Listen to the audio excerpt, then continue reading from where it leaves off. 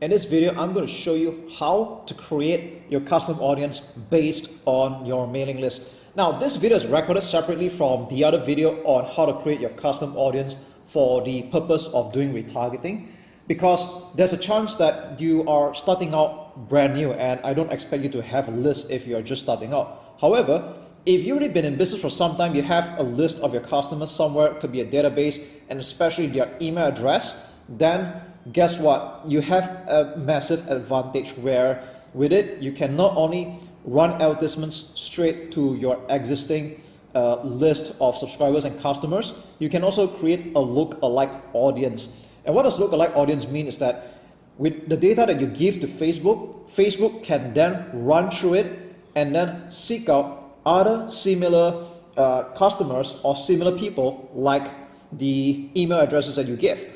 Okay, so that's how amazing this whole Facebook marketing technology is, and it's just going to get better throughout time. All right, so let's not waste any time. I'm going to show you how this is done. Again, this is only for you if you already have a mailing list of some kind, where there's all the customer details and all that. Now, typically, how do you know that you have enough? Is that you should have at least 1,000 email addresses and above for this whole thing to make sense. All right, so the more you have, the better, so that Facebook can fine-tune it. And if you have less than that, I think you can give it a go somehow, but it's better to have at least 1,000 email addresses and above for you to take full advantage of this feature. Okay, so let's not waste any time. Let's go to create audience, custom audience, and then we're going to select customer file. All right.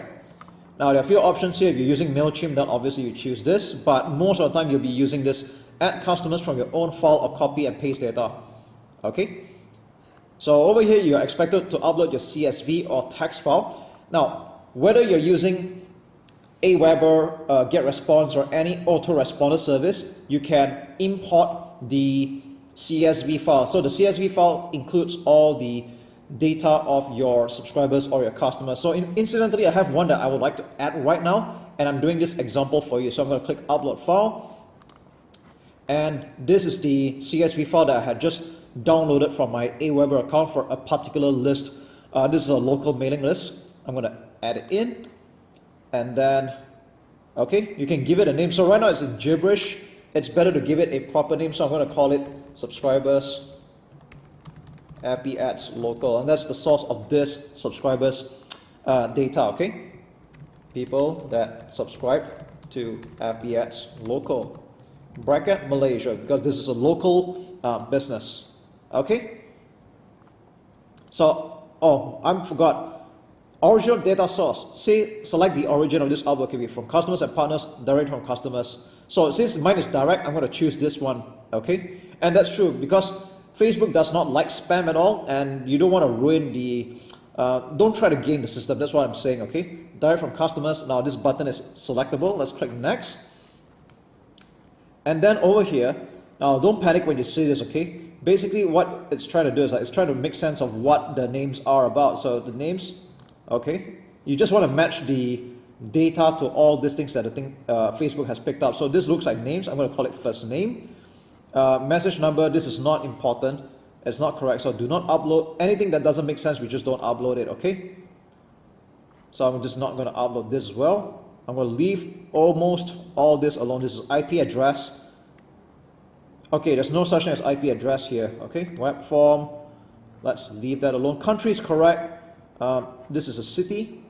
Okay, I'm going to put city, that's correct. Postal code, let's choose zip postal code. Now, the more data you give to Facebook, the better it is, right? But if your autoresponder doesn't capture any of this, then that's okay. You just want to make sure that the details are matched up, all right? And for the record, I use Aweber. I think it's quite reasonably good enough for most beginners, and I've been using it for a long time. So what we have here is 5 columns are mapped and will be uploaded. Okay, let's click upload and create. It's going to take a while depending on how big the list is, and this is only half the list right now, like 489 entries.